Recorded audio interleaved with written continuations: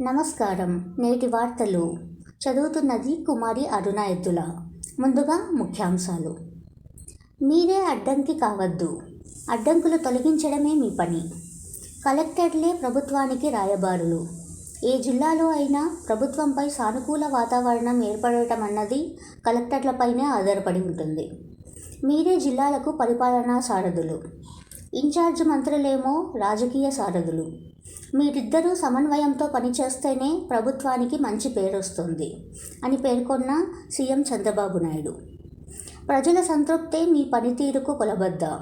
కలెక్టర్లకు సీఎం దిశానిర్దేశం. ఇకపై స్పీడ్ ఆఫ్ డెలివరింగ్ గవర్నెన్స్. మెరుగైన పాలన, వేగంగా సేవలే లక్ష్యం. పీపీపీ వైద్య కళాశాలలపై నియంత్రణ ప్రభుత్వానిదేనని స్పష్టీకరణ. వైకాపా నాయకులది విష ప్రచారమని చంద్రబాబు నాయుడు మండిపాటు. లోకాయుక్త హెచ్ఆర్సీలు కర్నూలులోనే, వాటిని అక్కడే కొనసాగించాలని ప్రభుత్వం నిర్ణయించింది. హైకోర్టుకు తెలిపిన ఎస్జీపీ. మరో 100 స్వచ్ఛ రథాలు వస్తున్నాయి. ఫలించిన ప్రయోగాత్మక విధానం. అన్ని జిల్లాల్లో అమలుకు చర్యలు. 10 గంటల ముందే ప్రయాణికుల జాబితాలు. రైల్వే శాఖ నిర్ణయం. వీరికి ఉద్యోగం అంటే లెక్కలేదు. ఏళ్లుగా 62 మంది వైద్యులు విధులకు గైడ్ హాజరు. నోటీసులతో చర్యలకు ఉపక్రమించిన వైద్యశాఖ. 65 ఏళ్లు నిండితే ఉపకులపతి పదవికి అనర్హులు. వర్సిటీలకు కొత్తగా బోర్డ్ ఆఫ్ గవర్నెన్స్.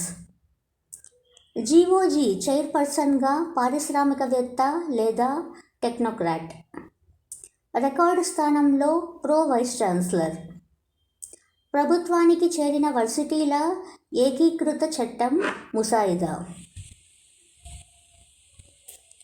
ఇక కేరళ తరహా జలవిహారం. విజయవాడ బెర్మ్ పార్క్ నుండి పవిత్ర సంగమం వరకు. సూర్యలంక బీచ్ బ్యాక్వాటర్లో కూడా. రాత్రి బోటులోనే బస. అక్టోబర్ కల్లా అందుబాటులోకి విలాసవంతమైన పడవలు. ఇంతటితో వార్తలు సమాప్తం. నేను మీ అరుణ ఎద్దుల.